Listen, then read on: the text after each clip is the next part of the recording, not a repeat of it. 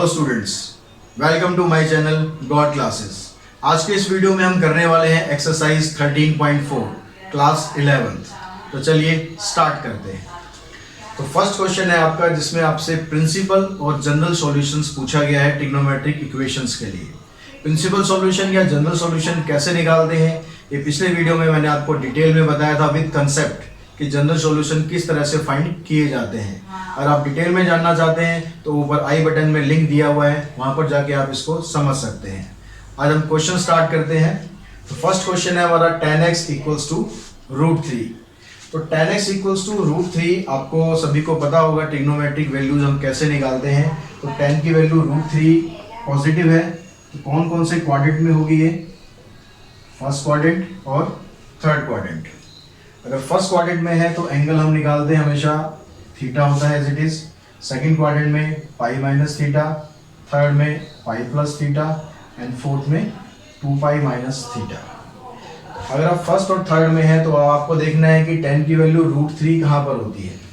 tan की value √3 अगर आप निकालते हैं तो ये हो जाएगी π/3 पर। तो फर्स्ट क्वाड्रेंट के हिसाब से tan x इक्वल्स टू 10 π/3 एक ही वैल्यू इसमें एग्जिस्ट करती है। अगर हम मूव करते हुए थर्ड क्वाड्रेंट में आते हैं तो थर्ड क्वाड्रेंट में है tan x equals to 10 pi plus π/3 that means 10 4 π/3। तो हमारे पास है π/3 और 4 π/3 यानी 2x की वैल्यू निकली। ये दोनों ही हो गए आपके प्रिंसिपल सॉल्यूशन। प्रिंसिपल सॉल्यूशन के बारे में जैसे आपको पिछली वीडियो में बताया था कि प्रिंसिपल सॉल्यूशन हमेशा 0 से लेकर 2 पाई तक के बीच में होते हैं। यानी जब आप एक रोटेशन कंप्लीट करते हैं तो उस बीच में जो भी वैल्यू पॉसिबल है वो होती है प्रिंसिपल सॉल्यूशन। अगर हम बात करते हैं जनरल सॉल्यूशंस की, जनरल सॉल्यूशन में यहाँ पर कौन सी फॉर्म आपकी लिए बन रही है? tan x equals to 10y। ये फॉर्म बन रही है tan x equals to 10y। y क्या होगा यहाँ पर? ये तो दोनों हमने प्रिंसिपल सॉल्यूशन निकाले हैं। इनमें से रोटेशन में जो फर्स्ट आता है तो रोटेशन के हिसाब से देखते हैं तो फर्स्ट आता है π/3।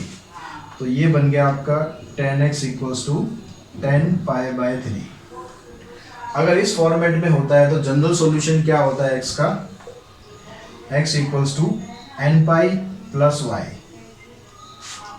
तो अगर हम यहाँ पर उसको कंसीडर करें तो जनरल सॉल्यूशन हो गया x equals to n pi plus π/3। तो ये आपका जनरल सॉल्यूशन हो गया where n belongs to integer. इस तरह से आप किसी भी ट्रिग्नोमेट्रिक इक्वेशंस के प्रिंसिपल और जनरल सॉल्यूशन दोनों फाइंड कर सकते हैं।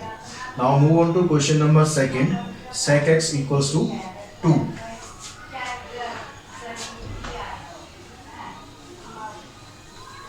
अब sec x जो हमने फार्मूला जनरल सॉल्यूशंस के ड्राइव करे थे उसमें sec x नहीं था। तो sec x को हम क्या करते हैं, इसको हम cos में कन्वर्ट कर लेते हैं। cos x हो गया इक्वल्स टू 1/2। फिर हम देखेंगे cos x पॉजिटिव है तो cos x आपका फर्स्ट क्वाड्रेंट में आएगा और फोर्थ क्वाड्रेंट में आएगा। तो x की वैल्यू अगर आप फाइंड करेंगे तो 1/2 होता है π/3 पर यानी 60 डिग्री। तो cos x equals to cos π/3 and cos x equals to cos, अगर आप फोर्थ क्वाड्रेंट में लेते हैं तो 2 पाई माइनस π/3। तो यहाँ से आपके पास x आ गया π/3 और यहाँ से आ गया 6 - 1 यानी 5 π/3 आर प्रिंसिपल सॉल्यूशंस। अब हम फिर बात करते हैं जनरल सॉल्यूशन की। तो जनरल सॉल्यूशन के लिए आपको इसको कन्वर्ट करना है cos x equals to cos y की फॉर्म में। तो y आपका जो फर्स्ट आया है π/3 उसको कंसीडर करेंगे। तो because cos x equals to cos π/3। इसका अगर आप जनरल सॉल्यूशन निकालते हैं तो जनरल सॉल्यूशन होता है इसका 2n pi plus minus y। तो x equals to 2n pi plus minus y where n belongs to integer। ये हो गया हमारा जनरल सॉल्यूशन।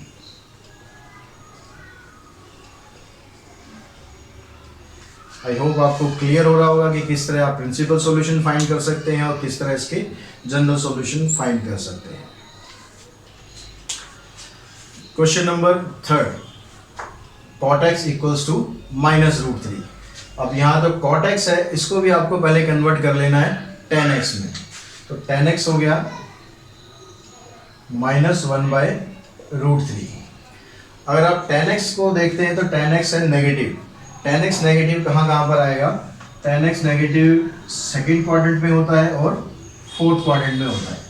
तो सेकंड क्वाड्रेंट में अगर आप इसकी वैल्यू फाइंड करते हैं तो tan x को आप लिखेंगे tan 1/3 होता है 30 डिग्री पर, 30 यानी π/6।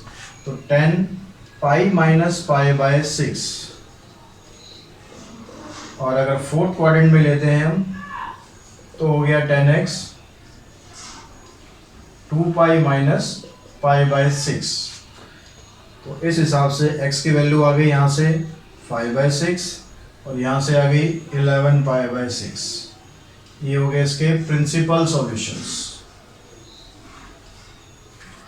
अब गाइस हम बात करते हैं इसके जनरल सॉल्यूशन की। तो जनरल सॉल्यूशन में आपको tan x equals to tan y इस फॉर्म में आप इजीली कन्वर्ट कर सकते हैं। और general solution tan x equals to tan 5 π/6। अब tan x equals to tan y, इसका जनरल सॉल्यूशन क्या होता है?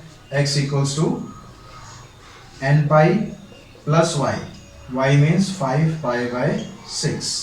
फार्मूले आप याद रखेंगे तो आप इजीली इनको कर पाएंगे, where n belongs to integer. ये हो गया इसका जनरल सॉल्यूशन। अब हम बात करते हैं फोर्थ क्वेश्चन की। cosec x equals to -2। cosec x equals to -2 को जब आप लिखेंगे तो इसको भी आपको पहले साइन में कन्वर्ट कर लेना है। cosec x equals to -2, that means sin x equals to -1/2। अब sin x नेगेटिव है तो sin x नेगेटिव थर्ड में होता है और फोर्थ में होता है। तो थर्ड में जब आप इसकी वैल्यू लिखेंगे तो हो गया sin pi plus theta, theta means π/6 and sin x equals to sin 2π - π/6। इधर से आ गया आपके पास sin 7π/6, इधर से आ गया sin x equals to sin 11 π/6। तो प्रिंसिपल सॉल्यूशन हो गए इसके 7 π/6 एंड 11 π/6। अगर हम जनरल सॉल्यूशन की बात करें तो इसको हमें कन्वर्ट करना है sin x equals to sin y की फॉर्म में। फॉर जनरल सॉल्यूशन हो गया sin x equals to y, कौन सा कंसीडर करना है? जो रोटेशन में फर्स्ट आया, यानी sin 7 π/6। अब sin x equals to sin y के लिए जनरल सॉल्यूशन क्या होगा? x equals to n pi plus -1 की power n into y, n belongs to integer. ये हो गया इसका जनरल सॉल्यूशन। तो गाइस इस तरह से आप किसी भी ट्रिग्नोमेट्रिक इक्वेशंस के प्रिंसिपल और जनरल सॉल्यूशन दोनों आप इजीली फाइंड कर सकते हैं।